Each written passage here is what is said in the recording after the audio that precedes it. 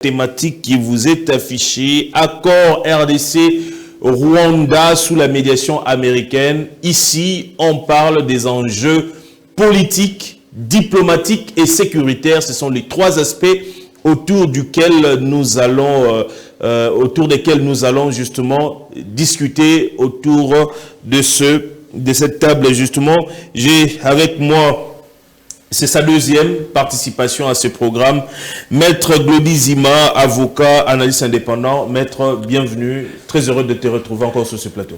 Merci beaucoup, M. Alain, pour l'invitation. Je profite de l'occasion pour saluer tous nos très chers compatriotes. Et je salue particulièrement également mon co-débatteur, Tozana Platon de Kono. Et donc, je pense que le débat sera patriotique, républicain autour de cet accord signé à Washington. Parce que vous savez, on ne sous-traite pas la sécurité, la paix d'une nation. Nous sommes dans une phase tellement imminente où il faudrait la misu, la matoi, pour que tu aies qu'est-ce qui va se passer. Parce qu'il suffit seulement qu'une erreur soit commise et toutes nos ressources seront bradées. Très bien. Les partis ou nos territoires seront partis. L'ennemi aura une sorte d'alibi pour montrer au monde, voilà, si aujourd'hui nous sommes à ce niveau, c'est parce que la RDC elle-même avait accepté de signer avec nous tel ou X accord.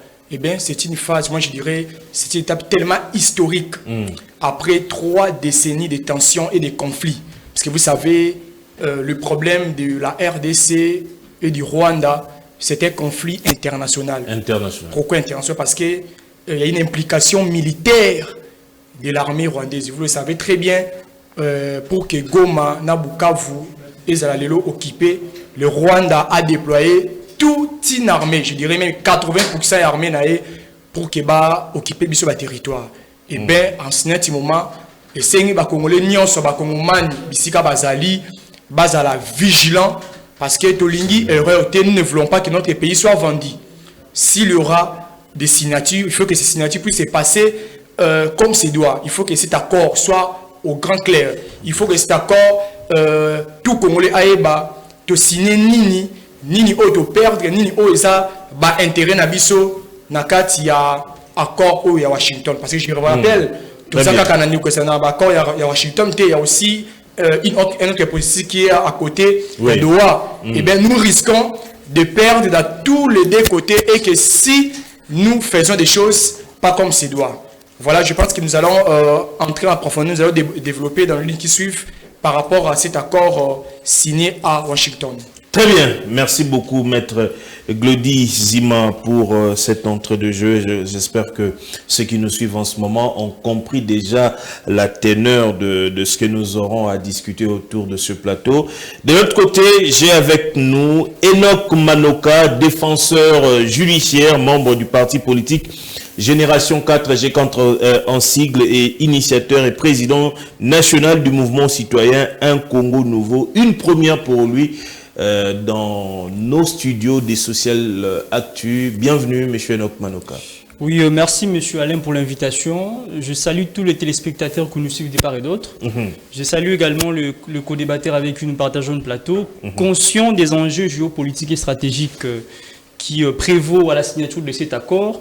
Je trouve que c'est patriotique que nous puissions rehausser de notre présence pour que nous discutions ensemble de cette question. Parce que vous le savez bien, que la signature de cet accord va impacter l'avenir de notre pays. Très bien. Sur le plan politique, sur le plan du développement et sur le plan de la gouvernance. Très bien. Et j'interpelle également la population congolaise parce que ce qui s'est fait pour nous, sans nous et contre nous. Et la population doit prendre au sérieux cet accord parce que cet accord va impacter sur son devenir. Le peuple congolais aura de répercussions de cet accord. Alors, je pense que la population doit s'intéresser à cette question, d'autant plus que cette question met en exergue ses intérêts, les intérêts de la nation, les intérêts de notre pays. Mais également, j'interpelle ceux qui signent cet accord. Tout en leur rappelant que ce n'est pas une première en République démocratique du Congo que l'on puisse signer un accord avec le Rwanda sous l'égide des Américains. Je rappelle qu'en 2002, sous l'égide de George Bush, nous avions signé un accord avec le Rwanda. En présence même du chef d'État sud-africain, exactement, à l'époque. Mais qui par après n'a pas été respecté tel qu'il se doit. Nous ne voudrions pas que nos ressources soient bradées en contrepartie d'une paix factice. Parce qu'ici, on ne recherche pas que la paix, on recherche également le développement de notre pays. Nous ne voudrions pas qu'il y ait de partenariats qui viendront laver l'agresseur de notre pays.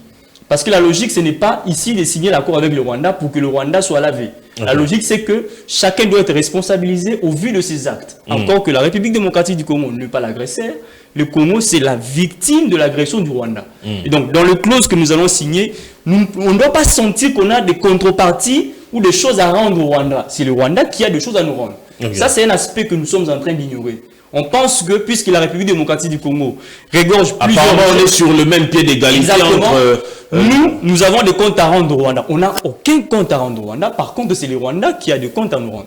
Donc, je pense que c'est un aspect intériorisé. Pour le reste, nous sommes très ouverts et nous pensons que le débat sera patriotique pour notre pays. Très bien. Nous allons commencer par le début, justement, parce que nous parlons de cet accord RDC et Rwanda sous la médiation américaine. Première question que je vais lancer comme ça sur ce plateau.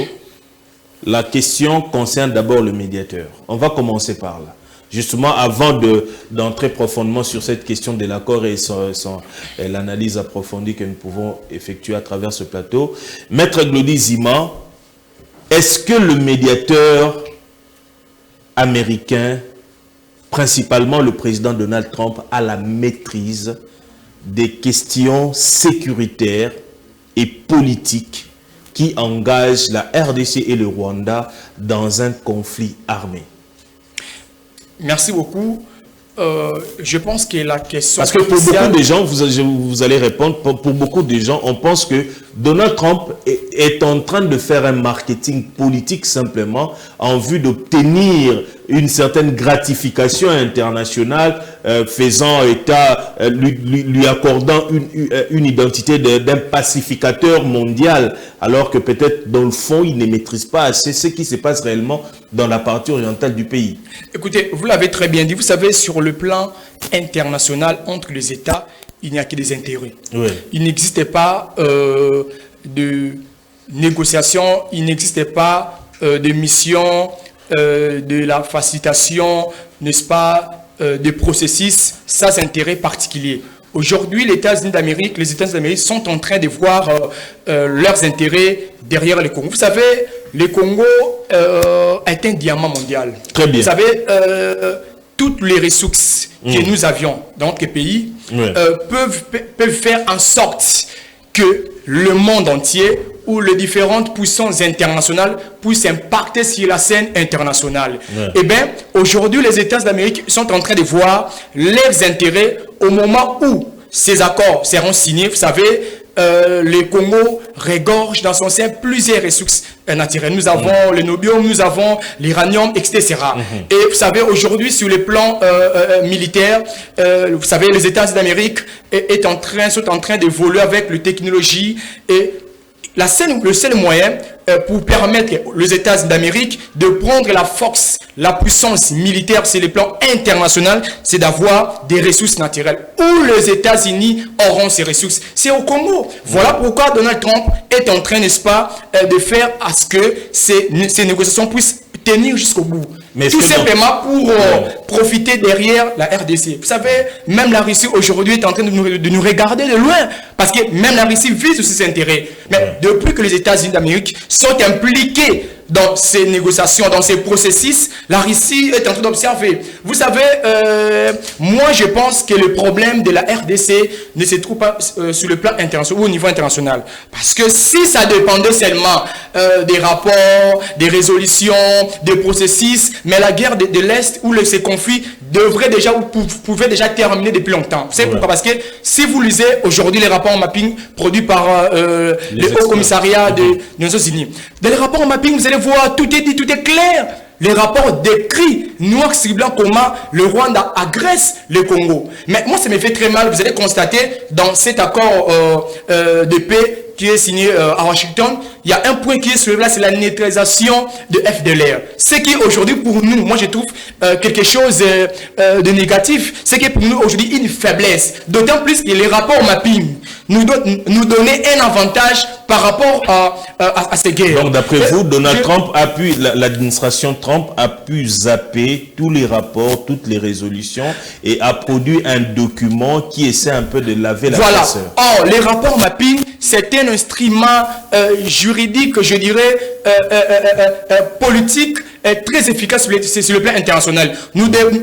Et qui certifie l'agression, justement. Tout à fait. En principe, on aurait dit nous raccrocher sur les rapports mapping. Est-ce que vous savez, il y a un rapport qu'on appelle les rapports produits par Robert Gersony. Dans ces rapports-là, oui, on est en train, n'est-ce pas, de soutenir la thèse du génocide rwandais, ce qui n'est pas le cas. Et aujourd'hui, le Congo, où nos dirigeants sont en train de se vanter avec cet accord, d'autant plus que les rapports mapping déjà décrivaient l'auteur ou les auteurs de massacres dans l'est du Congo. Mais aujourd'hui, nous sommes en train de nous vanter avec les différentes dispositions ou des différents points qu'on a inscrits avec des langages implicites, tout simplement pour nous duper. Par exemple, quand on dit neutralisation de FDLR, chers amis, chers journalistes, est-ce que nous sommes sérieux? Où se trouve le FDLR dans notre pays? Parce que nous serons plus tard dans la difficulté de prouver où se trouve le FDLR.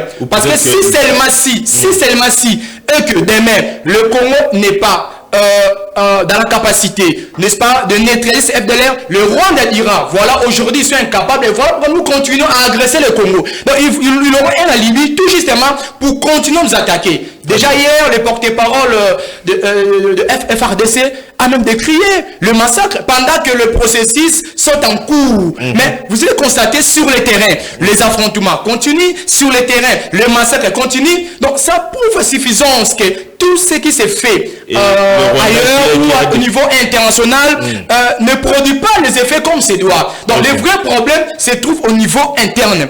On aurait dit réformer notre armée, on aurait dit, comment dirais-je, restaurer l'autorité de l'État. C'est ce qui nous manque. Parce que la souveraineté, c'est quelque chose qui nous donne le pouvoir, la potentialité de nous faire voir si la scène nationale et internationale. Aujourd'hui, nous sommes sur la scène internationale. Est-ce que nous avons réellement la souveraineté internationale? Est-ce que d'autres États nous regardent comme un État souverain? C'est ça le problème. Nous avons signé des choses. Est-ce que nous avons eu le temps de l'examiner en profondeur? Est-ce que nous avons eu le temps d'étudier quelques points qui sont implicites dans cet accord en profondeur? Sinon, demain, nous allons pleurer. Sinon, demain, le Rwanda aura un prétexte à nous montrer. Vous avez signé, vous êtes incapable de neutraliser le FDLR. Voilà pourquoi nous continuons à agresser. Très bien. C'est déjà un piège, comme nous a-t-on dit. Enoch Manoka, vous avez entendu Glody Zima dans son analyse qui estime que si demain nous n'arrivons pas à neutraliser justement les FDLR, le Rwanda pourra s'en servir comme argumentaire en vue de continuer ses velléités dans la partie orientale de notre pays. D'après vous, pensez-vous, c'est presque la même question, que le médiateur américain a des connaissances assez spécifiques sur la question de l'agression rwandaise en République démocratique du Congo? Parce qu'à première vue, en lisant rien que le préambule de cet accord, on estime comme si le Rwanda n'est pas vraiment identifié comme étant un agresseur qu'il faudrait vraiment peut-être condamner dans un premier temps et choisir la voie de la paix. Mais on utilise plus le terme du Rwanda comme étant un partenaire à la restauration même de la paix. Pensez-vous que l'administration Trump a zappé un peu toutes les résolutions, les décisions, les différents rapports qui ont tablé noir sur blanc que l'agresseur de la République démocratique du Congo, c'est bien le Rwanda? Voilà, merci de la question, M. Alain. Il n'y a pas de présent sans passé. Et que la compréhension d'un acte politique présent nécessite la compréhension du précédent acte politique. Très bien. Il faut d'abord partir de l'histoire. Nous sommes en 60, la République démocratique du Congo, après l'indépendance, est dans une sorte de gouffre. Vous avez des tendances séparatistes entre les acteurs politiques. Il y a eu des conflits entre Lumumba et Kasavubu. Lumumba a demandé aux Américains une sorte de soutien parce qu'il y avait plusieurs tendances séparatistes. Il y avait certaines provinces qui s'étaient déclarées indépendantes. Très bien. pas de soutien, Lumumba se tourne vers l'Union soviétique. Ouais. De là part le conflit entre Lumumba et les Américains. On infiltre notre pays, on crée Mobutu. Mobutu qui était à l'époque, je vous rappelle, les pivots géostratégiques des Américains de la sous-région de Grand Lac. Parce que tout passait par lui. S'il fallait dégrader la paix dans un pays de la sous-région de Grand Lac, il fallait passer par Mobutu. Exactement. Nous sommes dans les années 90. Mobutu est pris en califourchon entre la France et les États-Unis d'Amérique. Tantôt il doit servir les intérêts français, tantôt il doit servir les intérêts américains. Dans l'entretemps, dans les années 44 et consorts, le Rwanda était sous l'égide de la colonisation belge. Les Belges ont privilégié les Hutus, disons, les Tutsis par rapport aux Hutus.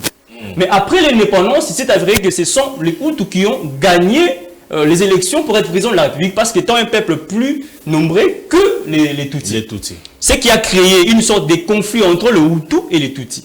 Dans les années 90, vous avez cette histoire des génocides rwandais. Ouais. D'abord, il faut comprendre que dans les années 90, les Américains cherchaient à changer le pivot.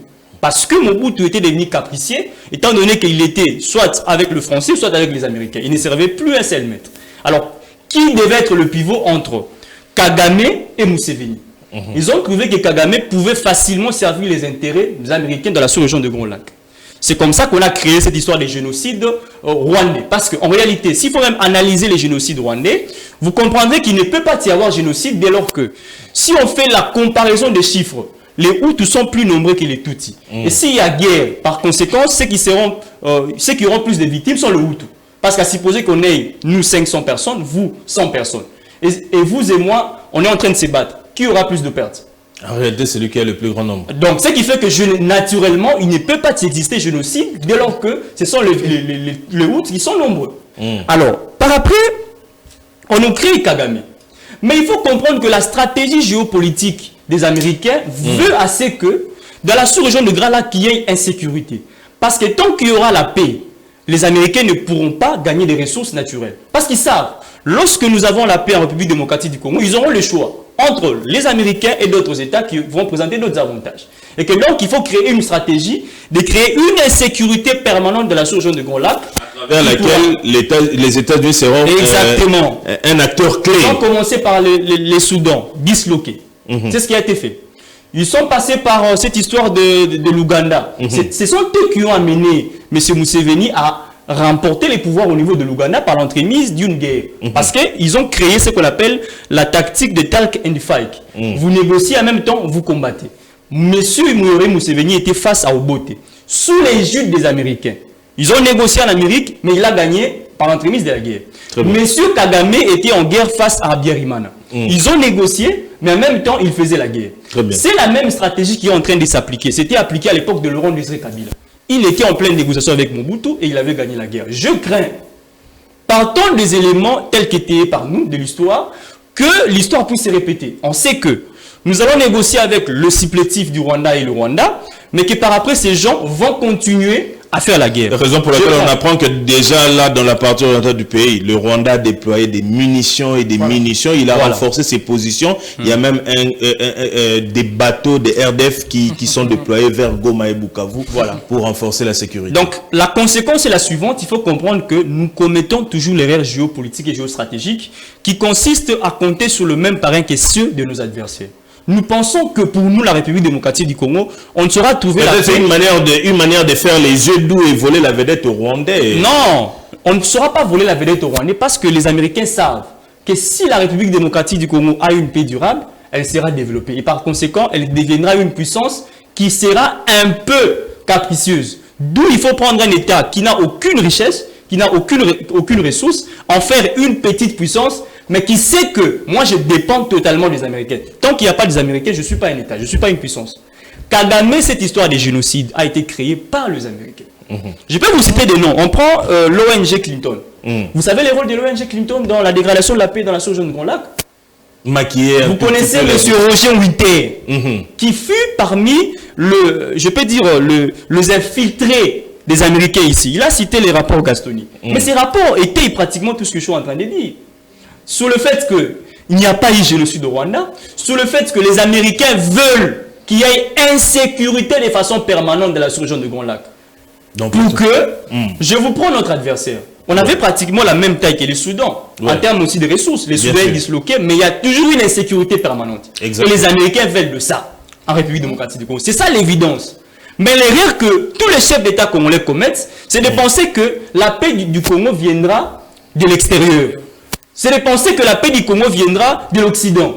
Alors que pour mieux nous diviser, disons, pour mieux nous détruire, il faut qu'on soit divisé. Et l'extérieur le sait. Le principe de diviser est impératif. Exactement. Ceux qui sont de l'extérieur savent que pour bien détruire le Congo, il faut que les acteurs politiques du Congo soient divisés.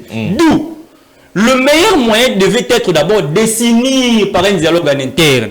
Ça, on va y arriver. Donc, je pense pour ma part que nous sommes en train de commettre la même erreur qui a été commise en 2002.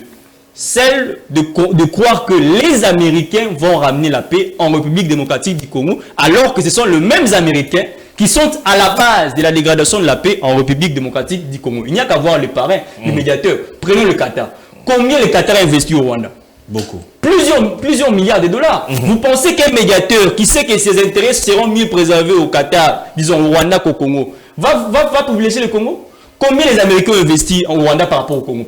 Faisons une étude comparative. Naturellement, Enoch Manoka, vous estimez que les Américains comme les Qataris évitent d'avoir un partenariat privilégié passant par des voies institutionnelles pour collaborer avec la République démocratique du Congo. Parce qu'ils savent qu'en ayant ces partenariats gagnant-gagnant, le Congo deviendra une puissance. Ce qui sera une très grosse erreur géostratégique pour eux dans la sous-région de Grand Lac. Le Congo doit demeurer dans cette faiblesse pour permettre aux Américains de facilement engranger nos richesses. Et pour nous, les seuls moyens qui puissent nous permettre de pouvoir sortir de ces gouffres, c'est de remodeler notre stratégie géopolitique en changeant de partenaire. Parce que si on se tourne vers d'autres partenaires, les Américains vont nous faire les Donc, ce qui veut dire que Donald Trump n'est fait que la continuité d'une politique américaine. Il sait ce qu'il a en train de depuis Clinton jusqu'à aujourd'hui. Donc, ils ont la maîtrise vraiment du contexte sécuritaire. Exactement. Donc, assurez-vous qu'après ces dialogues, prenons rendez-vous avec l'histoire. Le Rwanda va peut-être après continuer à nous agresser. Parce que si on prend, pour finir, les accords qui ont été signés récemment ici, on dit quoi? Les parties prenantes s'engagent à ne pas s'attaquer. Les parties prenantes s'engagent à observer un cessez-le-feu. Mais est-ce que la guerre avait pris fin? Non. Malheureusement. Mais parce qu'on sait que ces gens-là appliquent une seule technique, négocier et combattre. Très bien. C'est une évidence. Maître Glodizima, une question métaro de l'esprit. Je crois que je l'ai abordé hier dans mon plateau ici. Entre la RDC et le Rwanda, qui est le gagnant privilégié dans cet accord? Et comment est-il gagnant dans cet accord?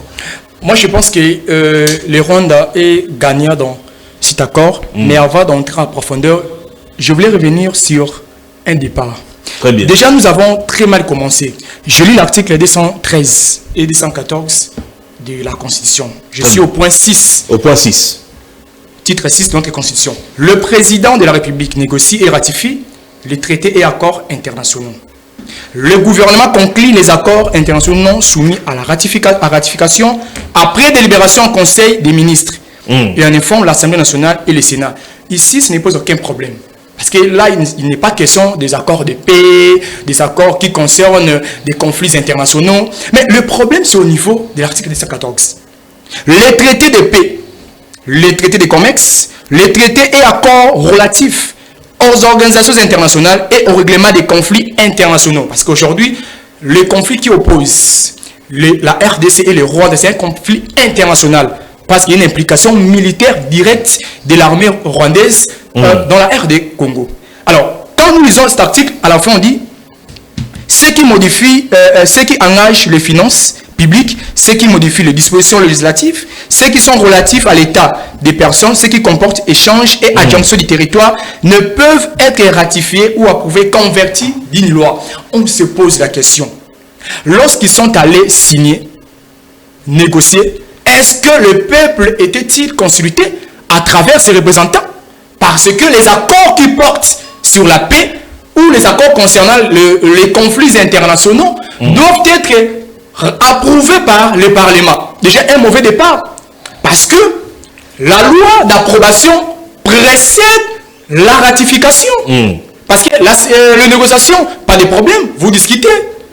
La signature, parce que sur le plan juridique, lorsqu'on signe et on ratifie un accord, on engage un État. Et on risque même de pleurer après. Mais là, comment vous allez faire signer des choses sans pour autant consulter le peuple? C'est un mauvais départ. Mais d'après le proche du chef de l'État, Félix Tshisekedi, le président de la République engage le pays en ce qui concerne les accords et les traités internationaux. Mais je viens de le dire ici. Mais lorsqu'il s'agit de traités de paix, il faut qu'il y ait au préalable une loi d'approbation qui doit approuver ce que vous voulez. Donc en réalité, les boss du projet devaient passer par... Je viens de le dire tout à l'heure ici, que la loi d'approbation précède la signature et la ratification. Parce qu'avant de tout faire au nom du peuple, il faut qu'il y ait une approbation. Mais cela n'a jamais été fait. Mais je reviens sur l'accord. Déjà, vous allez voir, il y a un point là sur lequel on parle de l'intégration conditionnelle des forces. Ça veut dire quoi? En fait, c'est une autre manière de parler de bradage, de mixage. La manière la plus moderne. Voilà. On a signé des choses sans en avoir étudié profondément. On a signé des choses avec beaucoup de précipitation.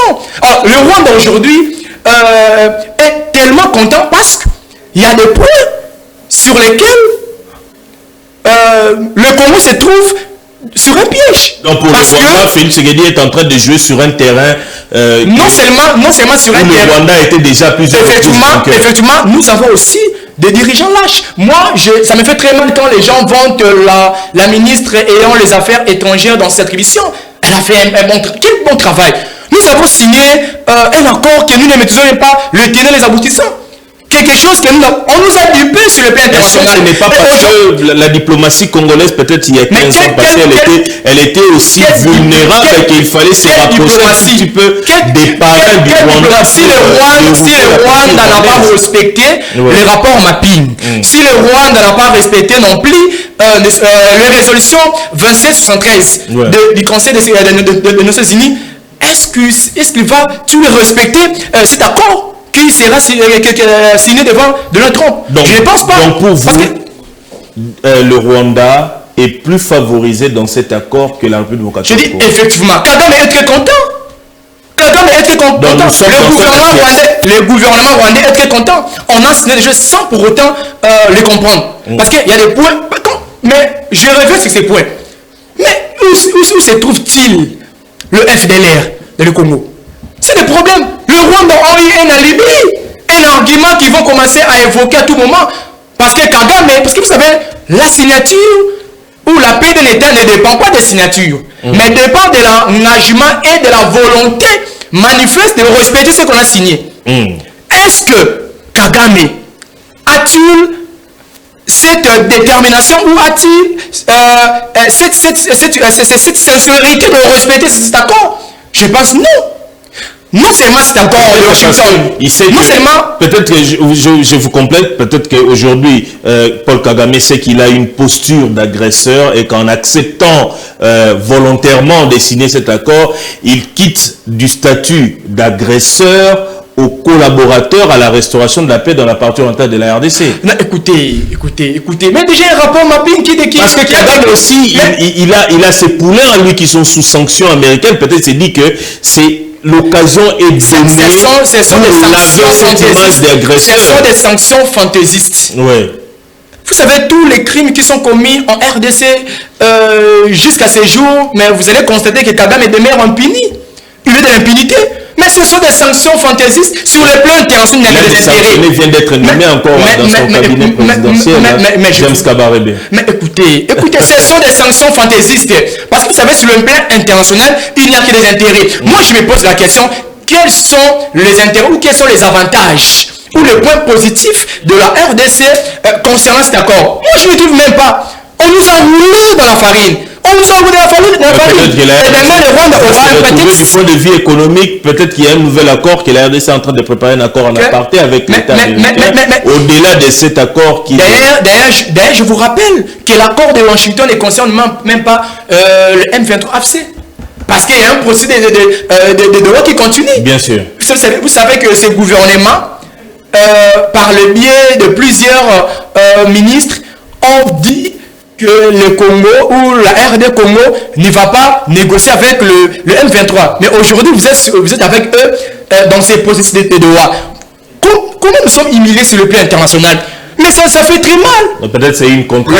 Je vous dis, le problème de la RDC se trouve à l'interne, comme l'a dit mon très cher frère Enoch. C'est pas au niveau international, parce que sur le plan international, il n'y a que des intérêts. Au niveau du Qatar, il n'y a que des intérêts. Donc nous devons réformer notre armée. Nous devons restaurer l'autorité de l'État. Vous savez, le Rwanda que nous voyons là a restauré son autorité. Nous voyons déjà que... Pour votre information, si vous vérifiez même dans les différents rapports qui sont en train, ou de différents, comment dirais-je, différentes structures qui montrent ou reflètent ou publient chaque année les armées les plus fortes dans l'histoire, vous allez voir, on n'a même pas cité Rwanda. Vous savez pourquoi?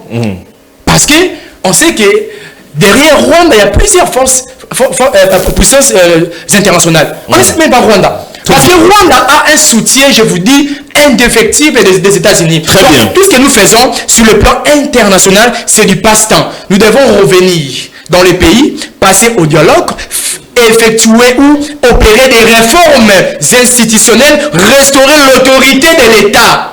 Réformer notre armée afin que nous puissions faire face au Rwanda. Avec ça, les affrontements, le massacre vont continuer. Après ces signatures, 2 ou 3 jours, nous reviendrons sur ces plateaux. Vous verrez que les massacres vont continuer parce que ces accords ne vont rien produire. Kagame n'a pas la sincérité dans ça. Kagame ne respectera pas ces accords. C'est quelqu'un qui bafoue tout. Non, même pas besoin. Merci beaucoup, Maître Glodizima. On va prendre rapidement Maître Enoch parce qu'on signale que le secrétaire d'État américain Marco Rubio vient d'entrer dans la salle de conférence. On va vous projeter ces images-là d'ici là parce que les 3 chefs d'État vont aussi entrer dans cette salle de conférence pour justement nous parler de ce qui se passe de l'autre côté. Et nous aurons le temps justement de suivre ça en intégralité sur cette télévision. On est là jusqu'à 20h, juste le temps de laisser aussi la place au journal. Et puis le journal de Lingala pourrait intervenir après le journal de 20h. Et le temps pour nous de regarder l'entrée solennelle des autorités justement de la République. On va revenir vers vous, Enoch Manoka. Le temps pour nous de suivre rapidement cette entrée des 3 chefs d'État, Donald Trump, suivi de Paul Kagame et Félix Antoine Tshisekedi Tshilombo. On regarde rapidement et puis on va revenir juste après. His pipe bombs that he set outside of those Republican and Democratic national headquarters. Absolutely. The FBI, now that they have obtained a name, and as we have seen in the video of the FBI and its partners conducting a search warrant where we saw the evidence response trucks from the FBI and bomb tech dogs looking, to determine that in and around the property is safe to go in and conduct your methodical search. Absolutely. So as they look for evidence, sorry, we have to stop you here. President Trump has now just walked up to the microphone. Let's listen in. This is a nice building, I have to tell you. So this is a special occasion for a lot of reasons, but number one is it's our first occasion in this building using it for peace. And it's all about peace, and it's a great honor. And Marco, you've done a fantastic job in getting it ready, but it's a spectacular building, and we all appreciate it. And very importantly, we're settling a war that's been going on for decades with millions and millions of people killed. And these 2 gentlemen spent a lot of time backstage talking to each other and over at the Oval Office. We were at the Oval Office together. It was beautiful. And I think it's just a very important day. And we have other leaders from other countries, and you said such beautiful things. I'd love to have you come up. We'll finish up, and then I'd love to have you come up, and if you can issue the words that you just issued backstage. It usually doesn't work, you know. It usually never happens. They said, oh, they said it much better before, but you will probably do better up here. But I'd love to have you say how you felt, because it is an amazing day. Great day for Africa, great day for the world, and for these 2 countries, and they have so much to be proud of. And I want to thank the leaders. I want to thank you very much. It means maybe more because we are here together for the first time ever in this building. Brand new, beautiful building. I don't want to tell you how much it costs because I hear it's a lot. Okay? They don't build inexpensively here. But I just want to thank you very much. So please sit down, everybody. I want to thank everybody for being here. It's a momentous occasion. It's truly incredible setting. It's very few places I've seen like this. In this holy season, we prepare to celebrate the birth of the Prince of Peace. We have come to the U.S. Institute of Peace to sign a historic agreement that will end one of the longest-running conflicts anywhere in the world, with far more than 10 million people killed. Today, we commit to stopping decades of violence and bloodshed and to begin a new era of harmony and cooperation between the Democratic Republic of the Congo and Rwanda. I want to thank the two courageous leaders. They are courageous leaders. They really are courageous leaders, great people. President Tshisekedi of the Democratic Republic of the Congo and President Kagame of Rwanda. They are amazing people, and they had stories to tell me that were incredible. Really fascinating in so many different ways. Sad and beautiful, both sad and beautiful, and today makes them beautiful. I've just held really fantastic meetings with both men and representatives of other countries where we discussed the importance of upholding this new agreement. Very detailed, powerful agreement. I also want to thank several foreign guests and dignitaries in attendance to celebrate this magnificent event, including the President of Angola. Please, would you stand? And so great to see you. Thank you. The President of Burundi. Thank you very much. Great to see you again. The President of Kenya. We have the Olympics here. You know, they do very well in the Olympics, those runners. I don't know what the heck you do with those runners, but they are very good. I've been watching them for a long time. So we have the Olympics coming to the United States. You know that. Thank you very much. And you'll come as our guest. Thank you. And the President of the Council of Ministers of Togo. Thank you. Thank you very much. The Vice President of Uganda. Thank you. It's such a beautiful color. Like all these guys are wearing these dark suits. You just stand out for a lot of reasons. You're beautiful. The foreign ministers of Qatar. Thank you. Thank you very much. Say hello to my friend, a great man. And the United Arab Emirates. Thank you. Thank you. My regards, right?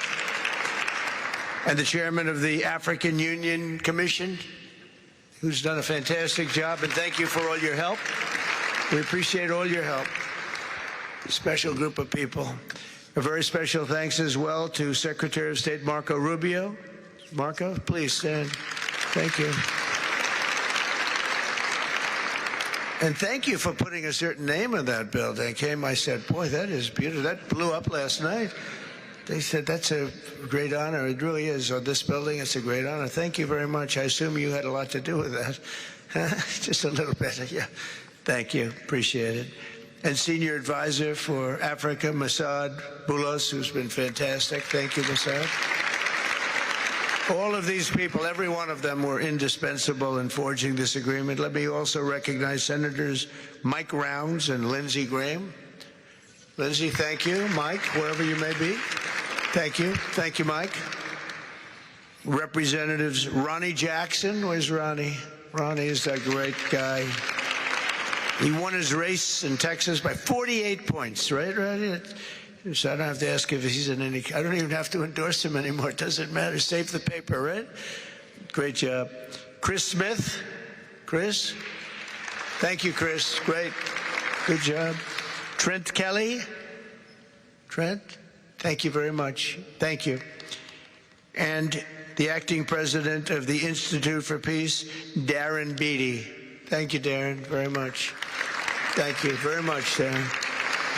For more than 30 years, one of the worst conflicts on earth has been raging in eastern Congo.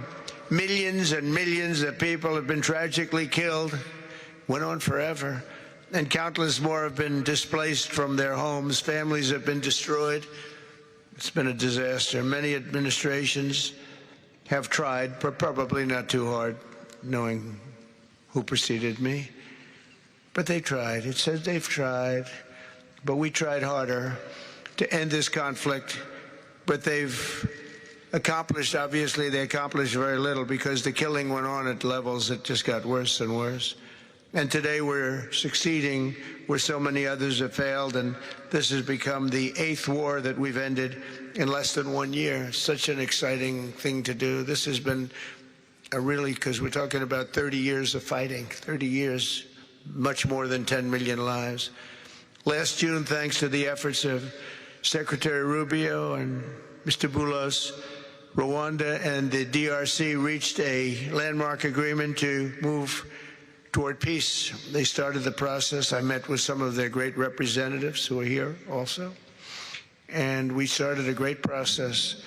The compact we're signing today, which will be known as the Washington Accords, everybody sort of liked that name, formalizes the terms agreed to in June, including a permanent ceasefire, the disarmament of non-state forces, provisions for refugees to return to their homes, and justice and accountability for those who have committed illegal atrocities. Very importantly, this agreement also creates a new framework for economic prosperity. There's tremendous wealth in that beautiful earth. It's beautiful earth, but it was stained badly with blood, tremendous amounts of blood.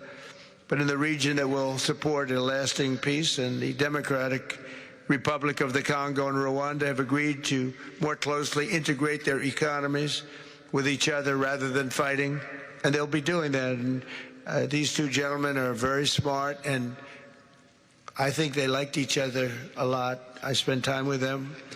I think they liked some people may be surprised. I really do. I think they've spent a lot of time killing each other, and now they're going to spend a lot of time hugging, holding hands, and taking advantage of the United States of America economically like every other country does.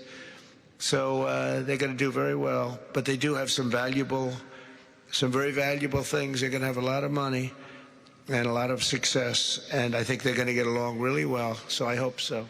Thank you very much. Look at them. Look at the way they love each other. Thank you. So I have a lot of confidence in both leaders.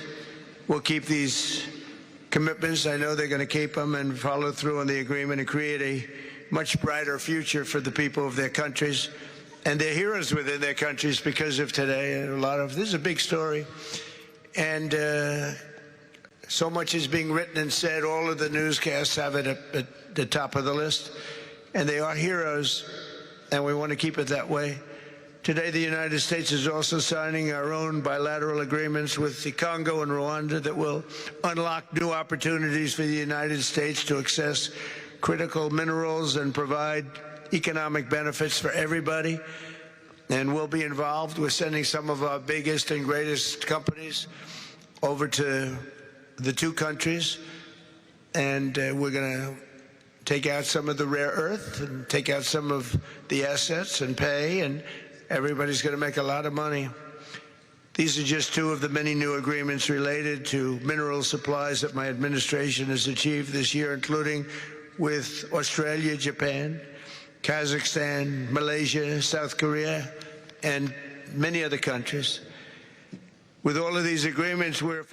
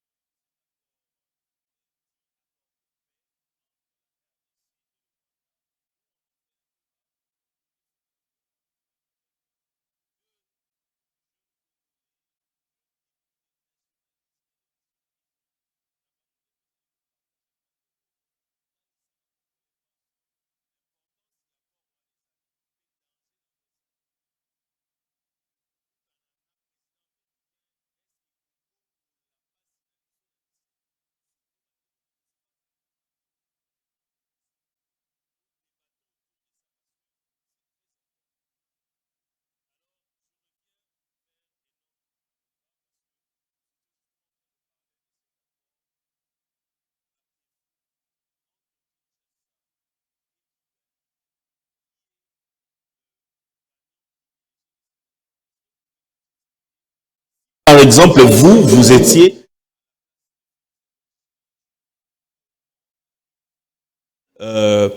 conseiller le président de la République sur justement cet accord, comment faire en sorte que Kinshasa sort victorieux justement de cette cérémonie qui semble être historique, bien qu'on le sait que c'est répétitif, parce que Joseph Kabila est passé aussi par la même flamme. Voilà, merci de la question, Monsieur Alain. Je reviens d'abord sur l'aspect de l'accord et les traités, parce qu'il y a de ceux qui pensent que cette matière, puisqu'étant un accord, elle ne devait pas passer par l'Assemblée nationale. Exactement. Alors que c'est une réflexion spécieuse. On sait que la Constitution pose le principe. Soit que l'on ratifie les traités, soit que l'on signe un accord international qui passe par le Conseil des ministres après consultation du président de l'Assemblée nationale et le Sénat. Mais par ailleurs, la même Constitution pose le matière qui, en principe, ne peuvent pas faire l'objet d'un accord international, mais par contre d'un traité. Pourquoi ? À cause de leur impact sur la souveraineté et le devenir de la nation. À l'occurrence, lorsqu'on parle par exemple des traités sur la paix, on sait que engager la République démocratique du Congo dans un processus de paix touche aux intérêts imminents de la République démocratique du Congo. Ce qui fait que, puisque nous avons légué notre voix à nos représentants qu'on appelle les élus nationaux, députés, sénateurs, il était impérieux que cette matière passe par l'entremise d'une ratification qui doit passer au niveau de l'Assemblée nationale. Très bien. Donc vous comprendrez que pour ceux-là qui pensent que puisque c'est un accord, cela suffit, non. La matière traitée n'est pas une matière qui relèverait d'un accord international. C'est une matière qui doit plutôt faire l'objet d'un traité. C'est comme ça qu'au Rwanda, lorsque nous sommes partis à Washington, vous allez vous rendre compte que si vous êtes suffisamment informé, le ministre des Affaires étrangères rwandais était passé à l'Assemblée nationale rwandaise pour discuter sur le fait que le Rwanda doit ratifier ces traités-là. Exactement. Vous voyez un peu? Donc, ce qui n'a pas été le cas chez nous. Le statut d'agresseur aux collaborateurs, c'est nous qui avons fait du Rwanda collaborateur. Pourquoi? La résolution 2773 dit clairement que le Rwanda participe de façon active de l'agression en République démocratique du Congo. Nous partons à Washington. À Washington, on dit que la République démocratique du Congo s'engage à neutraliser les FDLR et par contre, le Rwanda s'engage à lever ses mesures défensives. Donc, le Rwanda cesse d'être agressé. Parce que pour défendre, il faut être attaqué. L'administration Trump ne reconnaît pas le Rwanda comme étant agresseur. Sous l'égide de Kaikwamba qu'on avait applaudi. Très bien. Parce que c'est par l'entremise de cette négociation qu'on a fait quitter le Rwanda du statut d'agresseur aux collaborateurs pour la paix. Même si vous lisez la suite de l'accord, on vous dira les deux parties s'engagent à ne pas violer leur souveraineté. Or, la République démocratique du Congo n'a jamais violé la souveraineté du Rwanda. Donc le fait pour nous de dire qu'on s'engage, cela sous-entend qu'on a déjà, ne serait-ce qu'une fois, violé leur souveraineté. Donc on comprend que nous sommes devenus collaborateurs pour la paix dans la sous-région. Et au moment de cette déclaration, c'était le Rwanda qui violait déjà la souveraineté. C'est la même chose qui s'était passée à l'époque de Kabila en 2002. Il y avait une résolution condamnant le Rwanda. On a signé l'accord en 2002 dans lequel il était bien repris que la République démocratique du Congo s'engage à neutraliser les interamouilles et FDLR et qu'en contrepartie, le Rwanda doit lever les mesures défensives. C'était ça, ce qui était prévu à l'époque. Alors, l'histoire est en train de se répéter. On sait que nous sommes en train de coucher un accord avec le Rwanda alors qu'on a encore un processus avec l'AFC M23. Je prends encore un élément. Donc, cette fois-ci, l'histoire se répète, mais cette fois-ci, il y a une nuance parce qu'il y a un deuxième processus de Doha qui n'a pas eu lieu. Même chose qu'à l'époque parce qu'on avait eu l'accord avec les CNDP. Exactement. Donc, il y avait République démocratique du Congo et Rwanda, République démocratique du Congo et CNDP. On prend d'abord notre narratif. Au départ, qu'est-ce qu'on disait? L'AFC M23 est un supplétif du Rwanda. Ce n'est qu'un démembrement rwandais.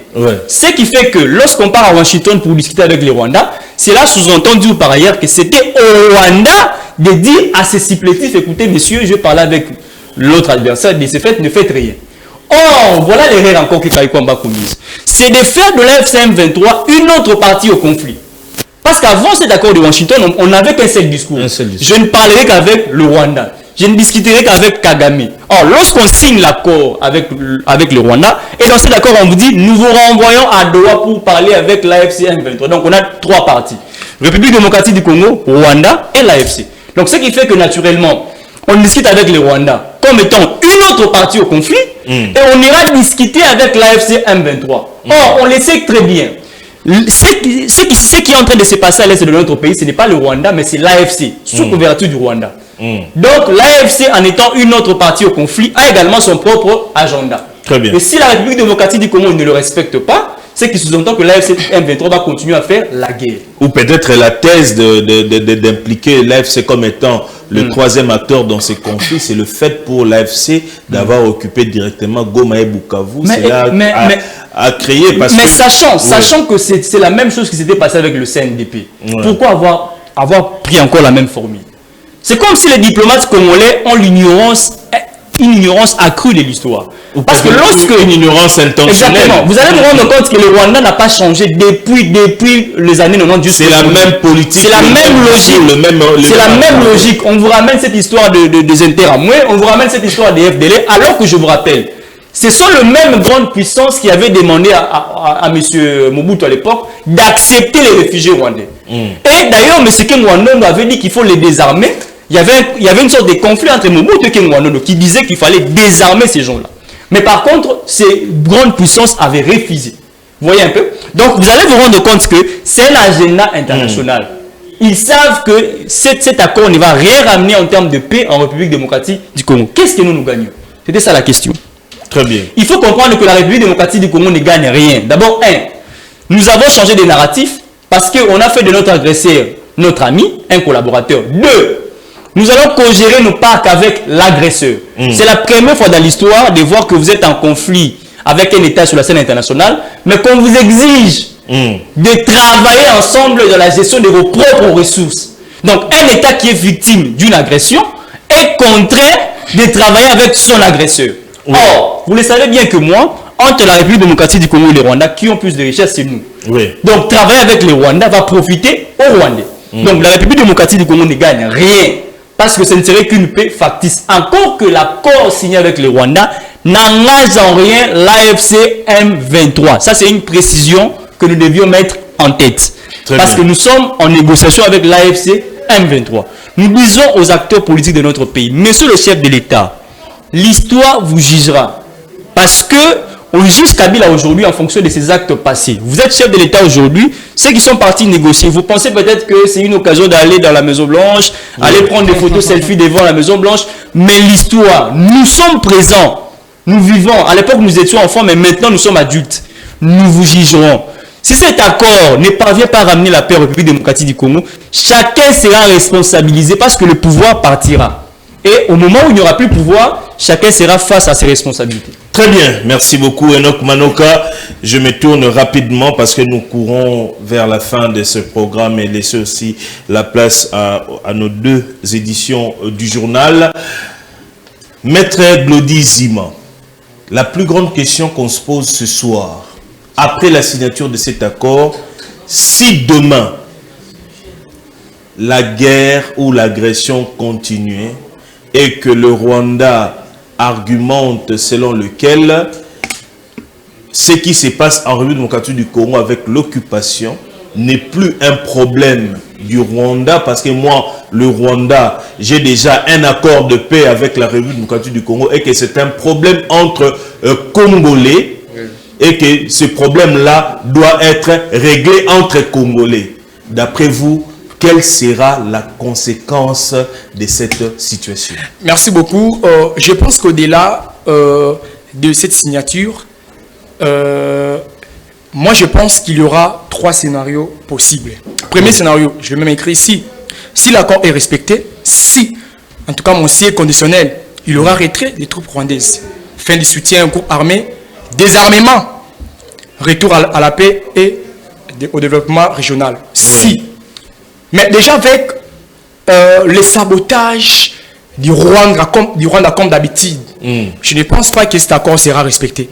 Ça, c'est le premier scénario. Deuxième scénario, si cet accord est particulièrement appliqué, les tensions vont persister. Les massacres vont continuer.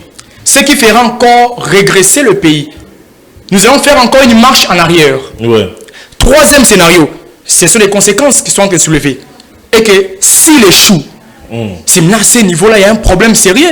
Parce qu'il y a une reprise massive des affrontements. Et moi, je pense qu'aujourd'hui, nous avons donné un alibi au Rwanda. Ouais. en acceptant un plan harmonisé de la neutralisation des FDLR qui demeurent des ennemis fantômes du Rwanda parce que ces FDLR n'existaient pas au Congo. Ça, c'est de 1.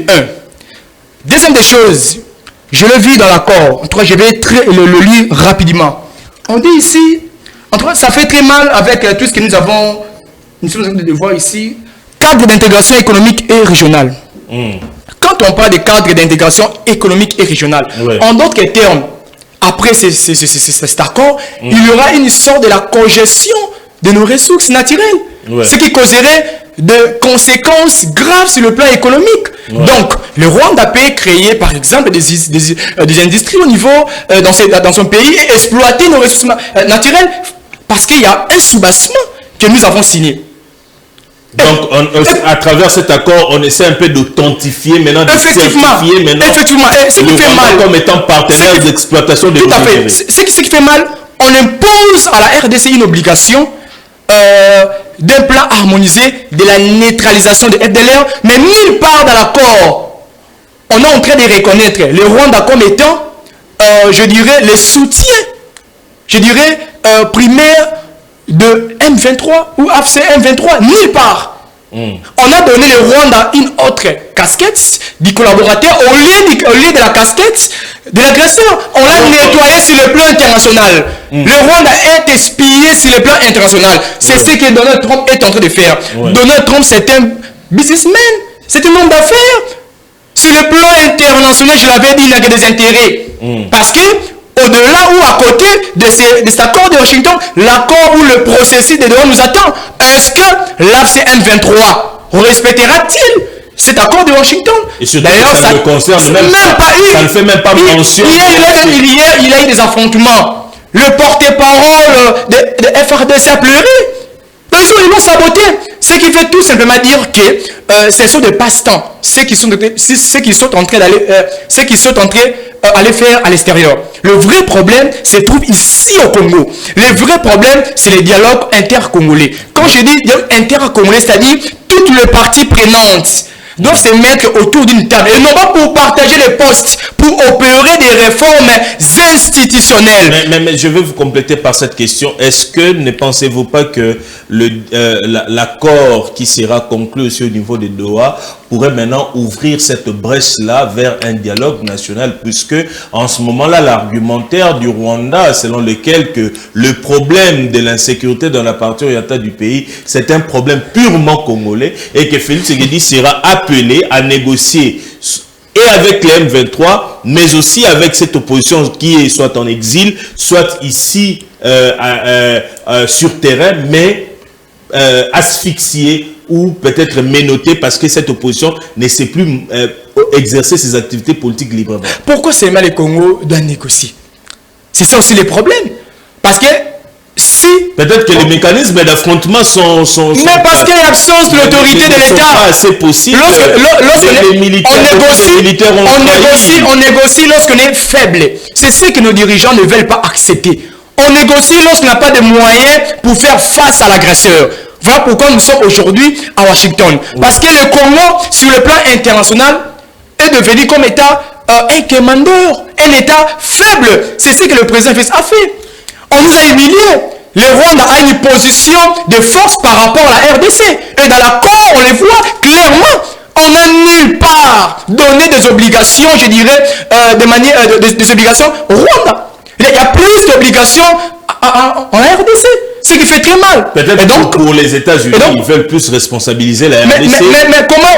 Oui, responsabiliser la RDC pour savoir comment maintenant agir face à cette situation au cas où le Rwanda n'est respecté. Mais c'est que nous ne comprenons pas. Ouais. Parce qu'ils ont saboté les rapports mapping, ils ont saboté plusieurs résolutions des États-Unis, ils ont tout saboté. Vous croyez à ces petits accords? Moi je dis petits accords parce que cet accord ne les convainc même pas. Ne les convainc même pas. Donc ce n'est pas une solution salvatrice pour ces problèmes. Vous savez, la signature, la paix d'un État ne dépend pas d'une signature. La paix d'un État dépend aussi de l'autorité restaurer de l'État dépend aussi de l'armée que vous avez. Dépend aussi, n'est-ce pas, de tout ce que vous avez, de votre souveraineté qui est investie sur le plan national et international. Très bien, on revient rapidement. On va prendre cette intervention du chef de l'État, Félix Tshisekedi, à partir de Washington. C'est son tour après la prise de parole du président des États-Unis, Donald Trump, et justement Paul Kagame. C'est au tour de Félix Tshisekedi de s'exprimer avant la signature proprement dite de cet accord. Alors, on va rapidement donner la parole le temps pour nous de revenir du côté de la technique. Maître Enoch Manoka, nous sommes déjà arrivés à la fin de ce programme. Alors, tout ce que nous voulons vous demander, est-ce qu'aujourd'hui, croyez-vous qu'il est possible de parvenir, parce qu'une fois que Félix Tshisekedi va signer cet accord viendra maintenant, ici sera à la portée de l'opinion nationale et internationale. Pensez-vous que cet accord pourrait être aussi un médicament temporaire? Il est vrai, on parle ici d'une histoire qui se répète, mais est-ce que c'est une histoire qui se répète avec des nuances, des corrections par rapport à ce qui s'est passé dans le passé? La parole vous est accordée. Une seule phrase, nous sommes dupés.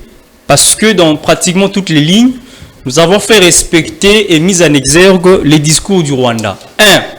Le Rwanda disait clairement que ces derniers n'avaient que de mesures défensives contre le FDLR. Et nous, on a donné le Rwanda raison dans la signature de l'accord parce que nous avons accepté le fait que le Rwanda doit lever ses mesures défensives et que nous autres devions traquer le FDLR. 2.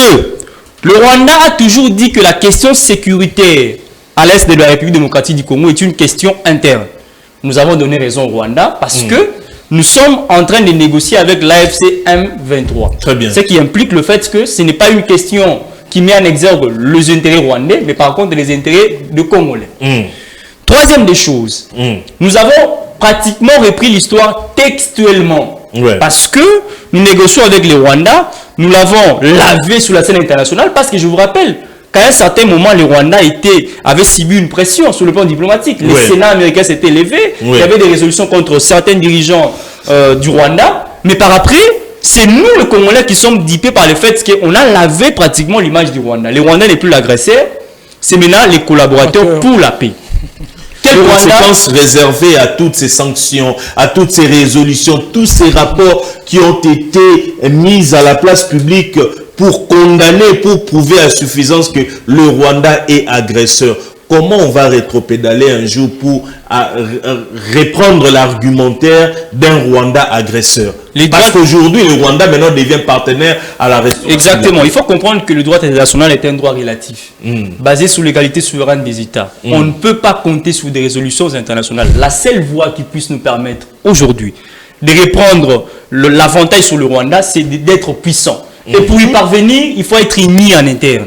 Cette unité passera par un dialogue. Ce que les gens ou les acteurs politiques du Congo ne comprennent pas, c'est qu'ils mettent en exergue leurs intérêts en lieu et place du Congo. Le Congo est plus important que Martin Fayulu. Le Congo est plus important que Félix Antoine Tshisekedi. Le Congo est plus important que l'UDPS et tous les acteurs politiques de notre pays. Lorsqu'on est en train de réfléchir à l'avenir du Congo, il faut enlever le fait qu'on est opposant ou de la majorité. Il faut toujours mettre à l'idée que les actions que nous posons aujourd'hui auront un impact sur les générations futures. Mais malheureusement, dans notre pays, lorsqu'on parle du Congo, c'est souvent le parti politique qui ont de l'ascension sur l'intérêt du pays. Aujourd'hui, l'UDPS a sa position, le PPRD a sa position, la génération 4 auquel j'appartiens a une position, la Mouka et tous les autres partis politiques. Mais pour parvenir à ce dialogue, il faudrait quand même que les acteurs politiques puissent aussi avoir l'amour du Congo. Exactement. Au moment où, par exemple, je ne ferai pas l'avocat du régime en place, c'est d'après le pouvoir en place, ceux de l'opposition, beaucoup d'entre eux sont au service de Kagame et que à parvenir à un accord ou à un dialogue national, c'est aussi quelque part ramener une discussion de Washington face au Rwanda jusqu'ici à Kinshasa, encore face à un Rwanda par procuration. Vous savez, le problème c'est qu'une puissance c'est à long terme et ça se définit par des politiques publiques sérieuses dans le présent. Très bien. C'est que l'Amérique aujourd'hui dépend en grande partie des décisions qui ont été prises jadis.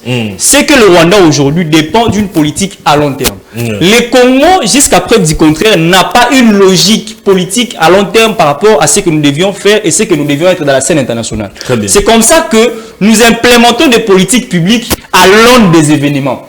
Si on est en conflit avec l'Ouganda, on commence à réfléchir sur comment est-ce que nous devions résoudre nos problèmes. Or, nous savons que nous avons plusieurs potentialités qui vont attirer les États extérieurs. Nous avons 9 voisins. Donc, on est en perpétuel conflit avec ces voisins-là. Les seuls moyens pour être respecté, il faut être plus puissant que tous les 9 voisins de la République démocratique du Congo. Mais le problème, c'est que, en interne, les acteurs politiques du Congo pensent que la réflexion du Congo dépend de leurs intérêts. Il faut avoir de partis pris lorsqu'on ira au dialogue. Le problème qui se pose également, est-ce que nous irons au dialogue pour discuter pour l'intérêt du pays ou soit nous irons au dialogue pour parler des cahiers de charges? Parce qu'il est un constat lisible que chaque fois qu'il y a dialogue, les acteurs politiques amènent des cahiers de charges pour pouvoir avoir des postes. Nous voulons d'un dialogue, mais nous ne voulons pas d'un dialogue qui viendra laver des délinquants.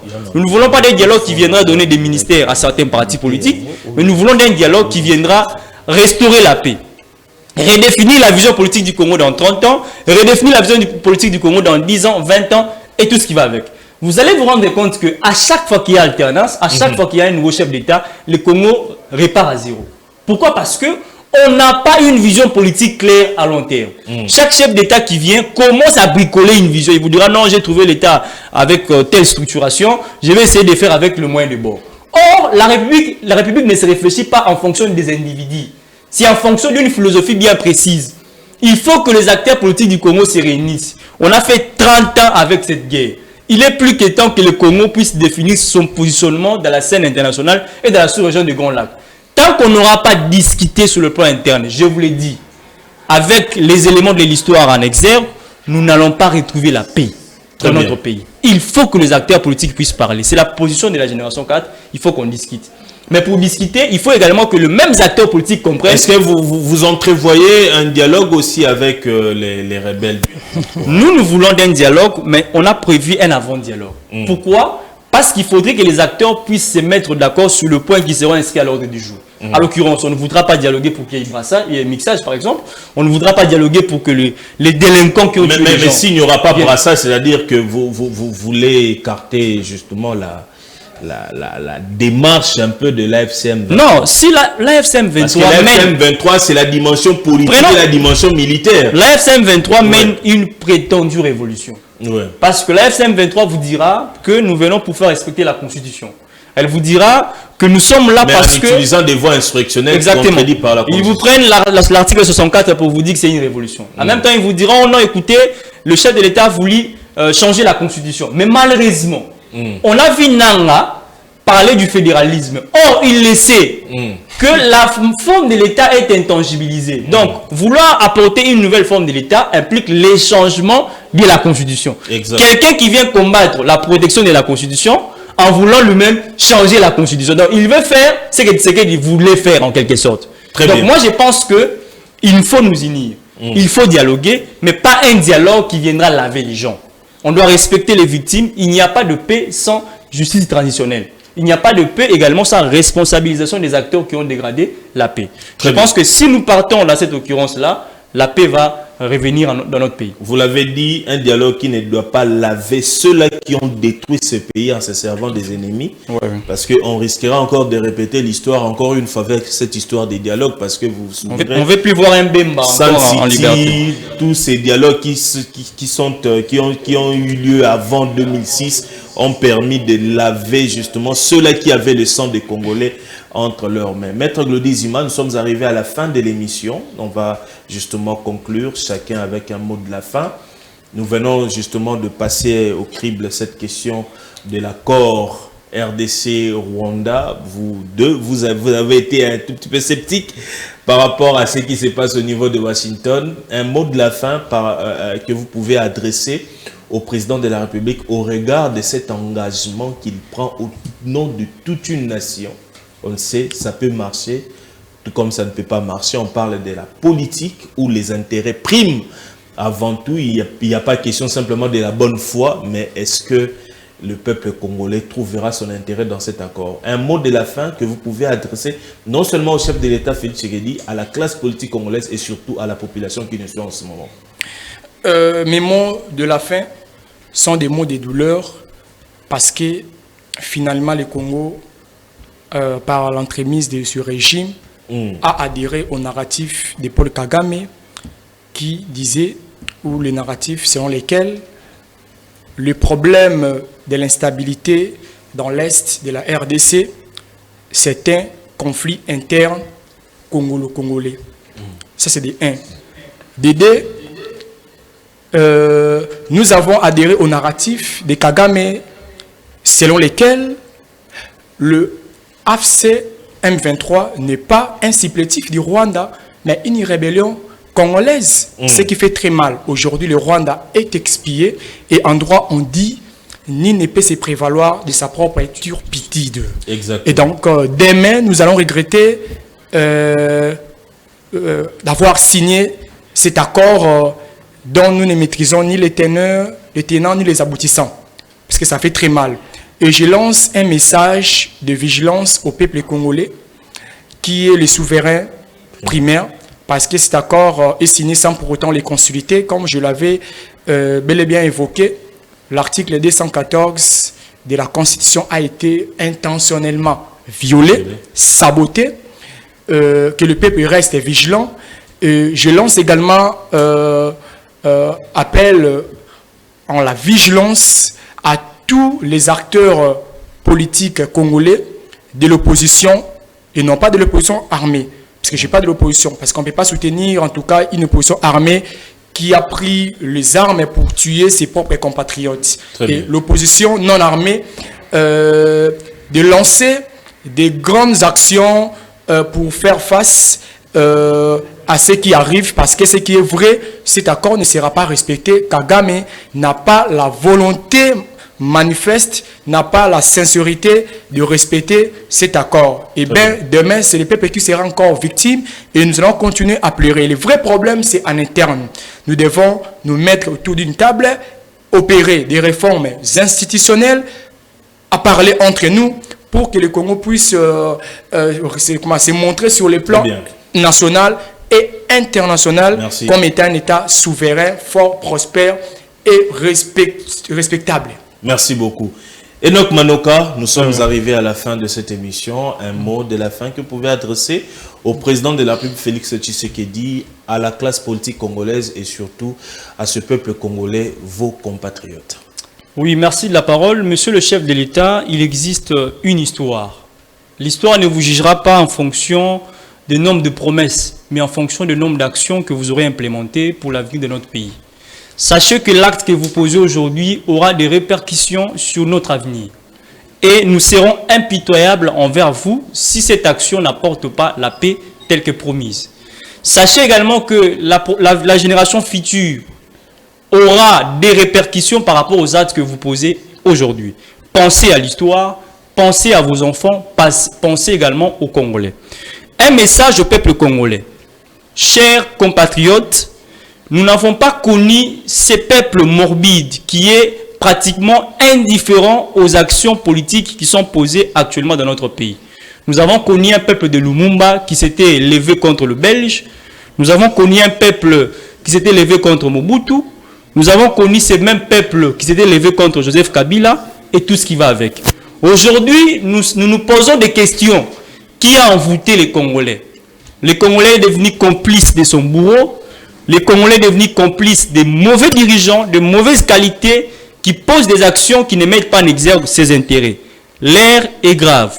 Sachez que les mauvais ne sont pas ceux qui font le mal, mais ceux qui voient le mal sans rien faire. Tant que nous continuerons à rester indifférents, alors que les actions que nos acteurs politiques posent aujourd'hui auront des répercussions sur nos vies, rassurez-vous que nous n'aurons que nos yeux pour plairer. Et l'histoire nous jugera pas en fonction de notre indifférence, mais en fonction de nos actes posés. Merci.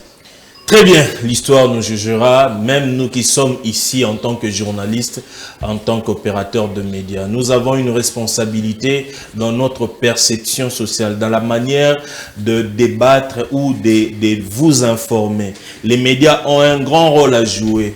en ce moment crucial de l'histoire de notre pays. Quel doit être le rôle des médias? Les médias n'ont pas le rôle d'être des prostituées ou d'être des tisas des acteurs politiques. Les médias doivent jouer le rôle des acteurs du changement, les vrais avocats du peuple. Racontez ce qui est vrai. Dites la vérité au peuple congolais pour que le peuple comprenne ce qui se passe réellement. Raison pour laquelle nous sommes Social Télévision, le média du peuple. Et ce plateau, c'est le parlement du peuple congolais. Ici, nous ne parlons pas de couleurs politiques, nous parlons de la nation. Du début de ce plateau jusqu'à la fin, vous avez senti la réflexion indépendante et sans couleur des intervenants. Ce qui prouve à suffisance que c'est le Congo qui compte pour nous. Moi, Alain Kachala, je vous remercie d'avoir suivi ce plateau. On se retrouve demain à 18 h, heure de Kinshasa, pour approfondir encore cette question de l'accord RDC-Rwanda sous la médiation américaine. Nous vous laissons suivre justement nos éditions du journal sur Social Télévision. Prenez soin de vous, que Dieu vous bénisse. Sachez que le Congo restera un et jamais, alors jamais indivisible.